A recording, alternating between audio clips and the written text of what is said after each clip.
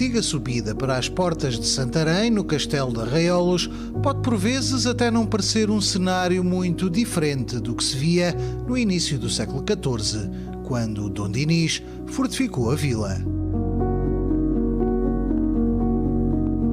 Tornou-se, entretanto, num dos castelos mais reconhecíveis do país pela forma dada pelo tracista João Simão. Esta traça circular tem muito que ver com a própria estrutura física do outeiro de São Pedro. No fundo, o objetivo dos castelos era avistar o máximo de território possível. E no fundo, sendo possível, o ideal seria que fosse a toda a cota exatamente igual. Aqui, neste caso, não é exatamente igual em toda a cota, mas é muito aproximado e permite que haja uma estrutura redonda que me parece que está relacionada com uma questão de foi possível fazer desta forma. A ideia era ter aqui um bastião para proteger a cidade de Évora, o que durante a restauração não foi bem sucedido, até porque nessa altura já estaria desabitado, porque ao contrário dos arrabaldes, o lugar não convencia. Quando é construído o castelo, a intenção era que a população ficasse no interior das muralhas. E o que é certo é que logo em 1371, poucos anos depois, já o rei Dom Fernando apresentava benefícios, apresentava incentivos para que a população se mantivesse no interior das muralhas. Tinham um espaço interior muito pequeno, ou seja, que não era possível haver muitas construções e principalmente casas de grande dimensão. Estava um bocadinho afastado das vias, não havia as melhores condições para se viver aqui. Mas no paço do castelo, ainda no século XIV, animação parecia não faltar, ou não tivessem os habitantes feito queixa às cortes do primeiro conde de Arraiolos e primeiro condestável do reino, o irmão de Inês de Castro, Álvaro Pires de Castro. Não havia espaço suficiente para acolher muita gente e consta que ele de vez em quando utilizava um direito que lhe assistia, que era de obrigar a população de Arraiolos a receber os seus convidados nas suas casas. A população fez queixa precisamente dessa questão e acabou por o rei decidir construir, que a população de Arraiolos iria ajudar a construir no Vale das Flores uma moradia para o Dom Álvaro Pires de Castro, desde que esse não voltasse a usar desse direito de, no fundo, trazer convidados para a casa alheia.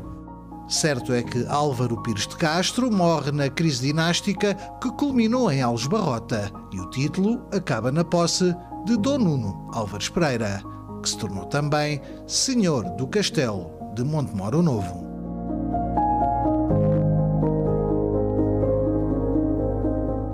Mas a ligação à Casa de Bragança, dos descendentes do Condestável, acabou ainda assim por não atingir um século. Isto depois de conflitos com o rei Dom João II.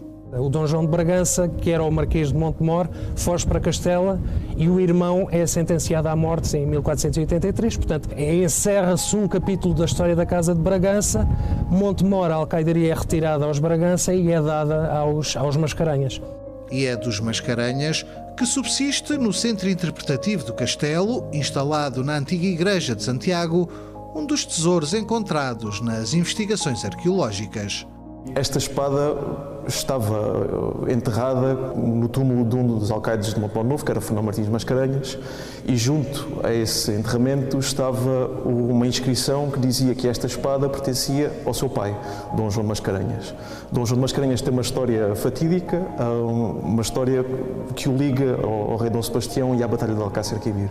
Portanto, não sabemos se esta espada poderá ter estado na Batalha de Alcácer Quibir, mas é uma espada muito interessante, que tem vários elementos, tem fio de prata, tem ouro, portanto é uma espada nobre. Mas muitas vezes os séculos parecem querer confirmar que a história tem tendência a repetir-se. Tal como os Bragança foram sentenciados à morte no tempo de Dom João II e depois os Mascarenhas ocupam esse lugar, vão ser os Mascarenhas mais tarde a ser executados no processo do Estávora.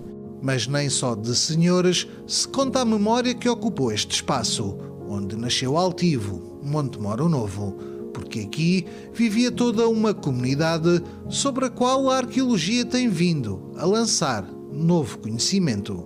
Havia casas, havia palácios, falta descobrir a Igreja de Santa Maria da Vila, como é que a igreja estava articulada com o resto da malha urbana e confirmar realmente se este edifício que aqui temos era a sinagoga. Depois da expulsão dos judeus, continuam a vir pessoas para aqui viver, a recompartimentar as casas, dar uma nova configuração às casas e continuam a viver e a utilizar. Portanto, mas este era o espaço da judiaria. Mas foi no castelo original, que é hoje conhecido como o Paço dos Alcaides, a base do que se tornará a cidade. Terá sido iniciado após o fural de Dom Sancho I, mas terão sido os reis seguintes a dar-lhe forma, e a tecnologia atual tem ajudado a recuperá-lo. Tentámos fazer, foi um bocadinho colmatar aquela distância que existia entre o investigador e o público em geral e traduzir o conhecimento científico. Toda a sinalética que foi aqui instalada engloba essas reconstruções virtuais e vemos as reconstruções virtuais como arqueologia pública. Portanto, estamos a fazer arqueologia que é para toda a gente. Já de forma real, está previsto reabilitar o Convento da Saudação, que até já teve verba atribuída e onde se pretende criar um espaço voltado para a arte e cultura.